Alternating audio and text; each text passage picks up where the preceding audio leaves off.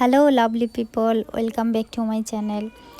আমরা মেয়েরা মূলত বিয়ের পরে সাংসারিক সব জিনিসপত্রগুলি কিনতে বেশি পছন্দ করি। এখন তো আমার মনে হয় যে যে কোনো সাংসারিক ঘর সাজানো যেই জিনিসগুলো আছে ওই জিনিসগুলি আমাকে সবচেয়ে বেশি আকৃষ্ট করে।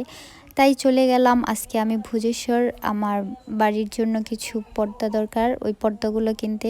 এই দোকানের কালেকশনগুলো আমার সবথেকে বেশি ভালো লাগে, আর এই দোকানে অনেক বেশি কালেকশন আছে বিভিন্ন প্রাইস রেঞ্জের মধ্যে, এবং কোয়ালিটিও খুব ভালো ছিল।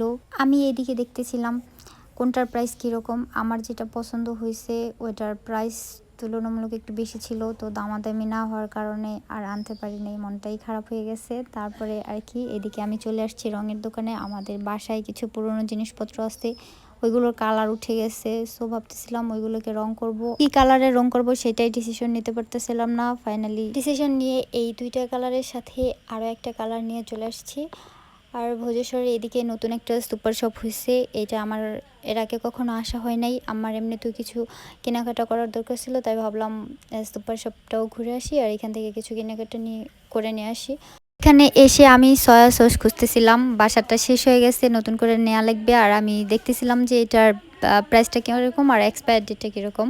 আমি যে কোনো জিনিস কেনার আগে এক্সপায়ার ডেটটা সবসময় দেখি কিনে। তারপরে একটা টমেটো সস নিলাম, এটারও সেম সেম জিনিস দেখতেছিলাম। দেন এদিকে চলে আসছি, এদিকে চলে আসার পর আমি আটা আর ময়দা নেব। সো আটা আর ময়দা মানে কোনটা নেব সেটা ভুলে গেছি। আমি এই দুইটা জিনিস কখনোই মনে রাখতে পারি না, আটা না ময়দা নেব। তারপর আমার বোন মনে করে দিছে যে না দেখো ভয়েস দিতেছে, এখনও ভুলে গেছি কোনটা দরকার, আটা না ময়দা। না ময়দা, ভিডিও দেখে মনে পড়ছে। দেন এগুলা কিনে আমরা চলে আসছি এই দোকানে ছোট বাবুর জন্য কুলবালিশ আর বালিশ নেবার জন্য। এইগুলা কিনতে কিনতে আমার চোখ গেছে এক বোরখার দোকানে।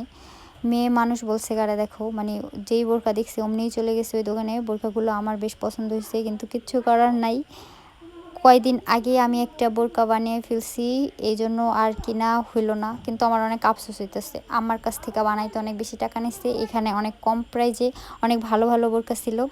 আমি ঘুরে ঘুরে বোরকাগুলো দেখতেছিলাম। দেখো বোরকাগুলো সুন্দর না? আমার কাছে কিন্তু বেশ কয়েকটা